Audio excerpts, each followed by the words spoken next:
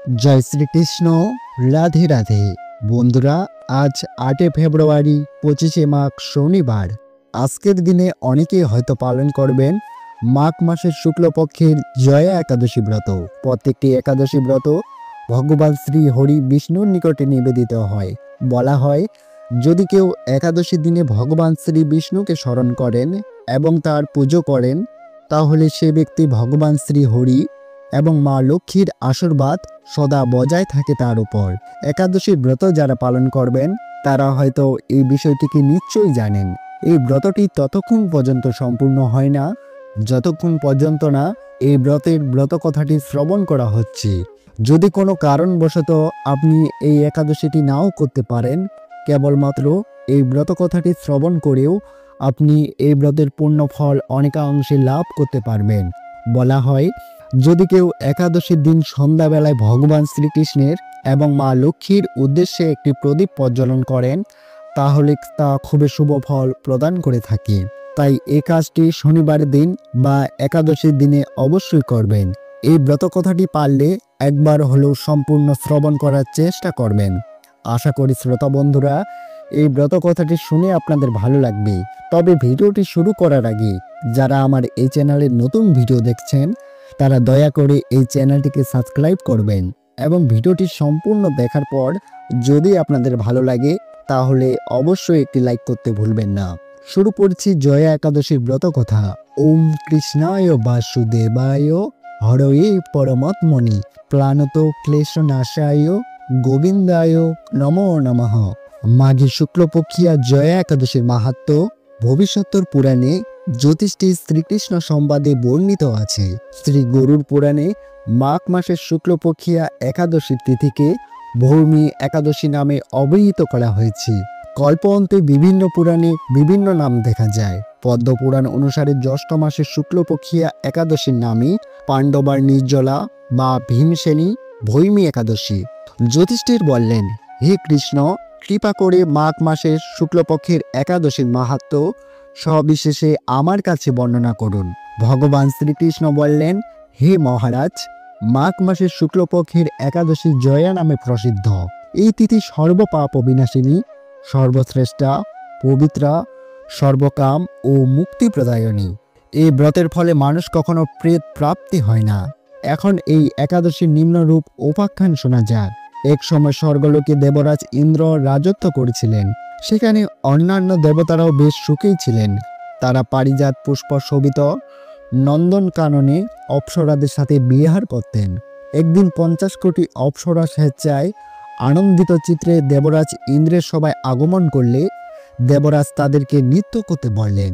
অপ্সরাদের নৃত্যের সাথে গন্ধর্বগণ গান করতে লাগলেন। পুষ্পদত্ত চিত্রসেনের পত্নীর নাম মালিনী। পুষ্পবন্তী নামে তাদের এক সুন্দরী কন্যা ছিল। পুষ্পদত্তের পুত্রের নাম ছিল মাল্যবান। এই মাল্যবান পুষ্পবন্তীর রূপে মুগ্ধ হয়ে পড়েছিল। পুষ্পবন্তী পূর্ণ কটাক্ষ দ্বারা মাল্যবানকে বশীভূত করেছিল। ইন্দ্রের প্রতিনিধির জন্য তারা দুজনে নৃত্যে গীতের দ্বারা সেই সবাই যোগদান করেছিল। কিন্তু একে অপরের প্রতি আকৃষ্ট থাকায় উভয়ের চিত্র বিভ্রান্ত হচ্ছিল। সেখানে তারা পরস্পর কেবল দৃষ্টিবদ্ধ অবস্থায় অনেকক্ষণ ধরে দাঁড়িয়ে থাকলো। ফলে গানের ক্রম বিপর্যয় ঘটল। তাদের এরকম তাল মান ভঙ্গ ভাব দেখে তারা যে পরস্পর কামাসক্ত হয়েছে, দেবরাজ ইন্দ্র তা বুঝতে পারলেন। তখন ক্রোধবশে তিনি তাদেরকে অভিশাপ দিলেন, এই মূঢ়, তোমরা আমার আজ্ঞা লঙ্ঘন করেছ, তোমাদেরকে ধিক। এখনই তোমরা পিশাচযোনি লাভ করে মর্ত্যলোকে গিয়ে নিজেদের দুষ্কর্মের ফল ভোগ করো। ইন্দ্রের অভিশাপে তারা দুজনে দুঃখিত মনে হিমালয় পর্বতে বিচরণ করছিল। পিশাচত্ব প্রাপ্ত হওয়ার পর তারা অত্যন্ত দুঃখ ভোগ করতে লাগলো। হিমালয়ের প্রচণ্ড শীতের কাতর হয়ে নিজেদের পূর্ব পরিচয় বিস্মৃত হয়ে এভাবে তারা অতি কষ্টে সেখানে দিন যাপন করতে লাগলো। একদিন পিশাচ নিজ পত্নী পিশাচিনীকে বলল, সামান্য মাত্র পাপ করিনি, অথচ নরক যন্ত্রণা সম পিশাচত্ব প্রাপ্ত হয়েছি। অতএব এখন থেকে আর কখনো কোনো পাপ কর্ম করব না। এভাবে চিন্তা করে তারা সেই পর্বতে মৃতপ্রায় অবস্থায় বাস করতে লাগল। মাল্যবান ও পুষ্পবন্তীর পূর্ব কোনো পুণ্যবশত সেই সময় মাঘী শুক্লপক্ষিয়া জয়া একাদশী তিথি উপস্থিত হলো। তারা একটি অশ্বমেধ বৃক্ষতলে নিরাহারে নির্জলা অবস্থায় দিবানিশি যাপন করল। শীতের প্রকাপে অনিদ্রায় রাত্রি অতিবাহিত হল। পরদিন সূর্যোদয়ে দ্বাদশী তিথি উপস্থিত হল। জয়া একাদশীর দিনে অনাহারে ও রাত্রি জাগরণে তাদের ভক্তির অনুষ্ঠান পালিত হল। এই ব্রত পালনের ফলে ভগবান বিষ্ণুর কৃপায় তাদের পিশাচত্ব দূর হল। তারা দুজনই তাদের পূর্ব রূপ ফিরে পেল। তারপর তারা স্বর্গে ফিরে গেল। দেবরাজ তাদেরকে দেখে অত্যন্ত আশ্চর্য হলেন এবং জিজ্ঞাসা করলেন, কোন পুণ্যের ফলে তোমাদের পিশাচত্ব দূর হলো? আমার অভিশাপ থেকে কে তোমাদেরকে রক্ষা করলো? তখন মাল্যবান বলল, হে প্রভু, ভগবান বাসুদেবের কৃপায় ও জয়া একাদশী ব্রতের পূর্ণ প্রভাবে আমাদের পিশাচত্ব দূর হয়েছে। তাদের কথা শুনে দেবরাজ ইন্দ্র বললেন, হে মাল্যদেব, তোমরা এখন আবার অমৃত পান করো। এই একাদশী যারা আসক্ত এবং কৃষ্ণ ভক্তি প্রণয়ন, তারা আমাদেরও পূজ্য বলে জানবি। এই দেবলোকে তুমি পুষ্পবন্তির সাথে সুখে শান্তিতে আবারও বাস করো। হে মহারাজ, এই জয়া একাদশী ব্রত ব্রহ্ম হত্যাজনিত পাপকেও বিনাশ করে।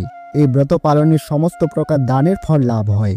সকল যজ্ঞ ও তীর্থস্থানের পূর্ণ ফল এই একাদশীর প্রভাবে আপনা হতে লাভ হয় এবং সবশেষে মহা আনন্দে অনন্তকার বৈকুণ্ঠ লোক বাস করা যায়। এই জয়া একাদশী ব্রত কথা পাঠ ও শ্রবণে অগ্নি অষ্টাঙ্গ যজ্ঞের ফল পাওয়া যায়। শ্রোতা বন্ধুরা, জয়া একাদশীর দিনে ভোরবেলা উঠে স্নান করে ব্রতের সংকল্প নিন। এরপর ধূপকাঠি, প্রদীপ, নৈবেদ্য সহ 16 কলা সামগ্রী দিয়ে বিষ্ণুর পূজা করুন এবং রাতে দীপদান করবেন।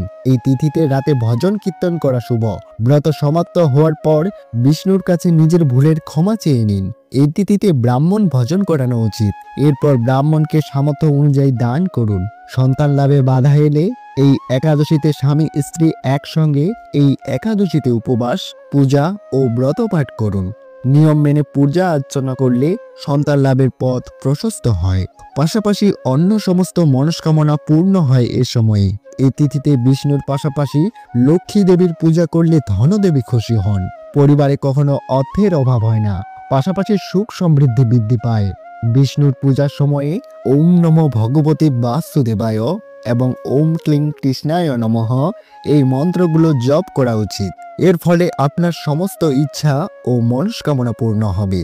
শ্রোতা বন্ধুরা, এই একাদশীর দিনে ভগবান শ্রীকৃষ্ণকে হলুদ রঙের মালা পরাতে পারেন আর তার সাথে ভগবান শ্রীকৃষ্ণের পদপদ্মে চন্দনের তিলক লাগাবেন আর তার সাথে আপনি নিজেও চন্দনের তিলক ধারণ করবেন।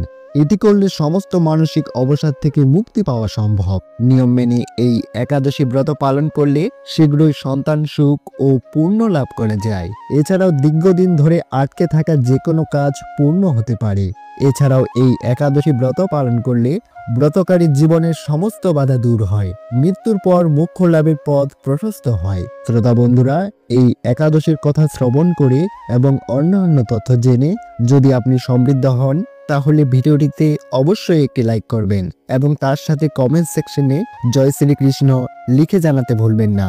শ্রোতা বন্ধুরা, এই একাদশীর পালন ক্রিয়া সম্পূর্ণ করতে হবে আগামী রবিবার 9 ফেব্রুয়ারি 2025 দিবা 10:30 মধ্যে। জয়া বা ভৌমি একাদশীর পালন ক্রিয়া সম্পূর্ণ করতে হবে। আজ এ পর্যন্তই। সকলে ভালো থাকুন, সুস্থ থাকুন। পরম করুণাময় ভগবান আপনার মঙ্গল করুক। জয় শ্রীকৃষ্ণ। রাধে রাধে।